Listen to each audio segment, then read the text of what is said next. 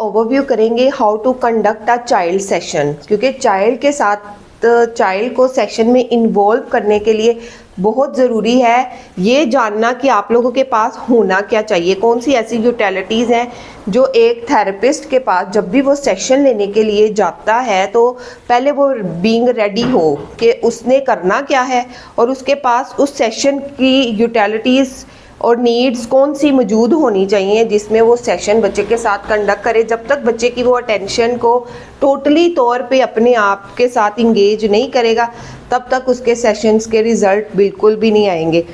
जिसमें हम play art therapy को मोस्ट इम्पोर्टेंटली यूटिलाइज करते हैं, लेकिन हमने प्ले को जस्ट प्ले के ऑन पे नहीं देखना। प्ले के ऑन पे हम किन किन चीज़ों के साथ फोकसेस करते हैं, ये कुछ यहाँ पे यूटिलिटीज़ और एक्टिविटीज़ हैं। उन एक्टिविटीज़ के अकॉर्डिंग हम बच्चे की कौन कौन सी डोमेन्स पे काम करते हैं, हम आज इस बात को डिस्कस करेंगे। फ्रॉम ड वेरी फर्स्ट कि अगर एक बच्चा जो है वो सेंसरी इश्यूज़ के साथ है तो हम प्ले थेरेपी में क्ले डो का यूज़ करते हैं। तो why we utilise clay dough with the child, क्यों ज़रूरी है और इससे हम क्या क्या कुछ बच्चे की स्किल्स को लेते हुए क्या क्या चीज़ें उसके साथ हम यूटिलाइज कर रहे हैं एक एक्टिविटी के थ्रू। फॉर एग्जांपल ये क्ले डो है। सबसे पहले जब बच्चा इसको पुशअप करेगा तो ये सेंसरी टच है उसको टेक्टाइलिंग आएगी कि, और the second thing is soft thing. What is the difference between hard surface soft surface? तो ये सॉफ्ट विद सेंसरी टेक्टाइलिंग का। उसके बाद ये है हमारे पास बारबेक्यू स्टिक्स। हम इन स्टिक्स के साथ क्या करते हैं, बच्चे को हम ये टेबल पे रख के देते हैं, देन स्टैंडिंग। इससे क्या है, fine motor and then holding कि उसने पकड़ा कैसे है। एक बच्चा आया है आपके पास, हाइपर है और बहुत सी डेवलपमेंटल डिले है उसके अंदर, जिसमें मोस्ट इम्पॉर्टेंट होल्डिंग भी है। तो होल्डिंग जब बच्चे में नहीं है तो वो आपके साथ किसी भी एक्टिविटी में इंगेज नहीं हो सकता। द थिंग इज़ कि हाउ टू होल्ड, और उसके साथ साथ हम उसे प्री रेपोजिट स्किल्स में क्या सिखा सकते हैं, eye contact. What is this? Play dough. जब वो इस बच्चा आपको प्ले डो को आपने अपने सामने रखना है, अपनी आईज़ के सामने, तो उससे क्या होगा, बच्चे का पहले आपके साथ आई कांटेक्ट होगा, देन कि आप उसको शो क्या कर रहे हो वो उस चीज़ को देखेगा। जितनी चीज़ कलरफुल होगी उतना ज़्यादा आपका सेशन जो है वो इम्प्रेसिव होगा और बच्चा उसमें उतना ज़्यादा इंगेज होगा। उससे इंस्ट्रक्शन फॉलोइंग, जब आप उसको चीज़ दिखा रहे हो, एक आई कांटेक्ट पे काम कर रहे हो, इंस्ट्रक्शन फॉलोइंग पे काम कर रहे हो, उसके फोकस पे काम कर रहे हो, तो एक प्ले एक्टिविटी के थ्रू आप उसकी कितनी डेवलपमेंटल इम्प्रूवमेंट पे काम कर रहे हैं। हमने प्ले को जस्ट प्ले नहीं समझना, इसके थ्रू हम उसके न्यूरोट्रांसमीटर पे भी काम कर रहे हैं।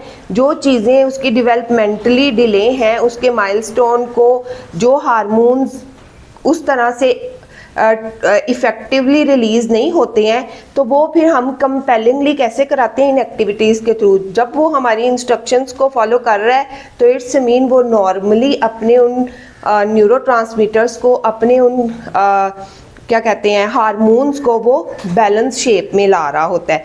तो इसी तरह जब ये लॉन्ग लास्टिंग थिंग्स चलती जाएंगी और उसके ब्रेन को ये मैसेज जाता रहेगा कि उसने ये काम इस तरह से करना है, और दूसरा हम एक स्ट्रक्चर्ड सेशन में उससे रोज़ ये काम करा रहे हैं, तो ये एक मैसेज जो है वो उसका ब्रेन लर्न कर लेता है, जिसके थ्रू फिर चीज़ें जो हैं वो स्ट्रीम लाइन में आना स्टार्ट हो जाती हैं। तो द सेकेंड इज़, अब ये एक एक्टिविटी है जिसके थ्रू हम कोग्निशन पे काम कर सकते हैं, जिसके थ्रू हम प्री रेपोजिट स्किल्स पे काम कर सकते हैं, जिसके थ्रू हम उसे डिफरेंट टाइप की डेवलपमेंटल माइलस्टोन सिखा सकते हैं। इसमें है हाउ टू पुट दिस। तो इससे क्या है, ये भी एक सेंसरी एक्टिविटी भी है साथ में। उसने आई कॉन्टेक्ट और इंस्ट्रक्शन फॉलोइंग के साथ साथ अपनी सेंसरीज को, विजुअल सेंसरी को किस तरह से यूटिलाइज करना है। This is the activity for that कि कोग्निशन है, कलरिंग कोग्निशन है और उसकी विजुअल सेंसरी पे भी हम इसके साथ साथ काम कर रहे हैं। द नेक्स्ट थिंग, इसमें हम उस बच्चे की जो है shape cognition, colouring, eye contact, instruction following and then के उसने होल्डिंग, फाइन मोटर स्किल्स। तो एक एक्टिविटी जो है वो जंपल ऑफ डिफरेंट स्किल्स के ऊपर काम कर रही है। देन नेक्स्ट है, इसे हम यूज करते हैं फाइन मोटर। ठीक, एक one is holding and then how to push. जब वो पुश करेगा तो जो उसके ये प्रेशर्स जाएंगे उससे उसकी फाइन मोटर और ज़्यादा इंक्रीज होती जाएंगी। ये पेपर्स हैं, एक ये डिफरेंट कलर्स की कोग्निशन के लिए यूज़ होते हैं, दूसरा हम इन्हें छोटा छोटा काट के कोलाज वर्क के लिए यूज़ कराते हैं। जब हम कोलाज वर्क बच्चे के साथ कर लेते हैं देन हम उसे टेक्टाइलिंग का एक टेक्सचर देते हैं और उससे देन रफ सरफेस का भी इससे टेक्सचर आता है। टेक्टाइलिंग, रफ सरफेस और सेंसरी में ये क्यों यूज़ होते हैं, क्योंकि देखें एक बच्चा जो है वो जब आपके पास सेंसरी इश्यूज़ के साथ आ रहा है उसे हम डस्ट में, मतलब मट्टी में, छोटे छोटे पत्थर्स में, रेत के ऊपर हम उसे थ्रू फिट भी ये टेक्टाइलिंग देते हैं। इससे ये होता है कि बच्चे का जो सेंसरी सिस्टम है वो जब डिफरेंट टाइप के टेक्सचर्स को गेन करता है तो उसकी बॉडी की सेंसेशन उतनी ज़्यादा वर्कआउट करती हैं, उसे पता चलता है कि ये डिफरेंट जो थिंग्स हैं रिगार्डिंग टू टेक्टाइलिंग उनको भी बियर अप करना होता है। स्टार्टर में जो बच्चा है वो टेंट्रम थ्रो करेगा, लेकिन आपने अपनी किसी उसी की लाइकनेस को मद्देनज़र रखते हुए इस टेक्टाइलिंग को उसके अंदर मिक्स करना है। तो हम कलरफुल पेपर से कोलाज वर्क करा के इसलिए स्टार्टअप लेते हैं कि बच्चे को ये करना अच्छा लगे। जब वो इस चीज़ को सीख लेता है, ये रफ सरफेस, हार्ड सरफेस और ब्लरी सरफेस को, देन हम उसे नेचुरल सेटिंग की टेक्टाइलिंग और नेचुरल सेटिंग की सेंसरी टच की तरफ लेके जाते हैं। हमने स्टार्टर्ड में ही बच्चे को sensory touch in natural environment में नहीं लेके जाना, क्योंकि बच्चा उसको गेन ही नहीं करेगा। उसे एक मैसेज चला जाएगा कि this is bad, this is dirty. तो जब उसे पहले ही ये रफ और स्मूथ और ब्लरी सरफेस का आइडिया होगा देन वो आपको नेचुरल सेटिंग में उसके रिस्पॉन्सेज देगा, अदरवाइज नहीं देगा। ये है सेंसरी स्लाइम। इससे जो गीलापन बच्चे को फील करा रहे हैं हम, उससे ये है कि बच्चे के ब्रेन को एक मैसेज जा रहा है कि दिस इज़ समथिंग। इसको हम इस तरह से ले लेते हैं कि बच्चे के कपड़े गीले हो गए हैं, वो इस चीज़ को बर्दाश्त नहीं कर रहा और शाउट और टेंट्रम एक्सेसिवली देना स्टार्ट कर दिए। तो उसको ये सेंस देना कि दिस इज़ नॉर्मल थिंग। सबसे पहले ये हम उसे हैंड से देते हैं ताकि उसके हैंड को इसकी टेक्टाइलिंग, इसकी सेंसरी का पहले से आइडिया हो।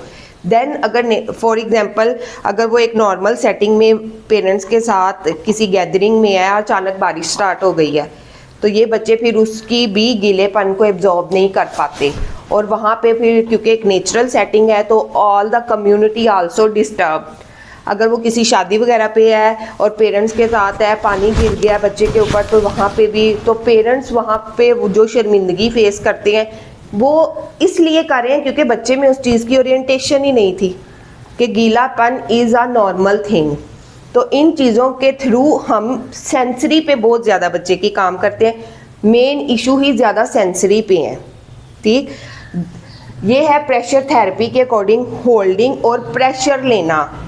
जिन बच्चों में फॉर एग्जांपल जो सीपी चाइल्ड है, हम इससे लाइटर वेट से स्टार्टअप लेते हैं। देन है ये कलरिंग, कलर्स। हम पोस्टर कलर इसलिए यूज़ करते हैं, एक हम उसे कोग्निशन दे रहे हैं, द सेकंड थिंग कि जो टेक्टाइल करा के हम पेस्ट कराते हैं, थम साइंस हम पेजेस पे लेते हैं, उससे ये कलरफुल भी बच्चे को लगता है, उसकी इंस्ट्रक्शन फॉलोइंग भी अच्छी होती है, आई कांटेक्ट भी बहुत अच्छे से देता है और उसके थ्रू सेंसरी पे भी साथ साथ का प्ले आर्ट थेरेपी के साथ साथ हम उसकी सेंसरी ऑटोमेटिकली डन कर रहे हैं सेशन के अकॉर्डिंग।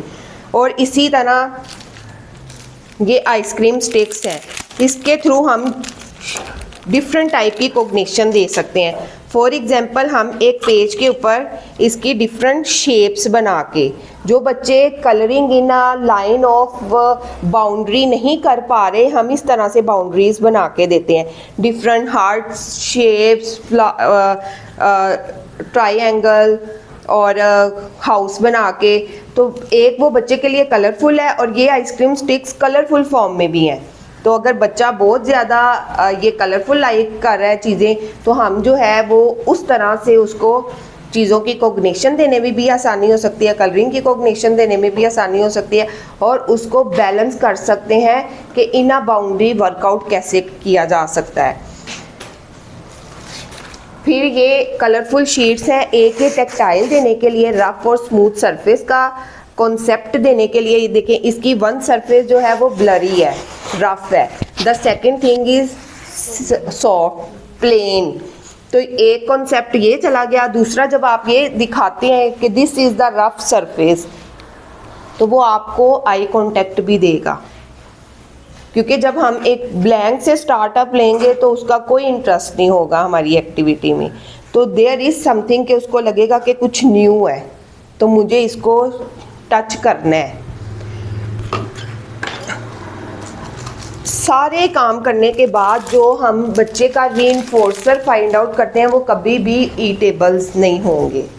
ईटेबल्स होंगे तो वो हैबिचुअल हो जाएगा, और जब वो हैबिचुअल होगा तो वो चीज़ें जो है जिसमें हम चिप्स, जूस, इस तरह की अगर ईटेबल्स रखें, तो वो अगर हैबिचुअल हो जाता है तो फिर बच्चे की हेल्थ पे भी बैड इफ़ेक्ट्स आते हैं। तो उसके लिए हम क्या करते हैं, डिफरेंट कलर्स की एक्टिविटी शेप रख लेते हैं, क्योंकि अगर हम एक ही चीज़ बच्चे को देते रहेंगे, फॉर एग्जांपल चाहे ये डिफरेंट शेप्स हैं लेकिन है ये एक ही टेक्सचर्स को लेके, तो वो कुछ टाइम तक तो इसके लिए वो अपनी लाइकनेस शो करेगा, लेकिन एक टाइम आएगा कि वो इससे फेडअप हो जाएगा। तो इसके लिए हमें डिफरेंट टाइप्स के मोजीज भी साथ स्टैम्प्स रखनी चाहिए, कि जब बच्चे ने बहुत अच्छा काम किया तो आपने ये स्टैम्प्स उसके फेस पे, उसके हैंड्स पे या उसके उस काम पे लगाने, कि आपने ये जितने गेन करेंगे उतनी ज़्यादा आपके लिए क्लैपिंग्स होंगी।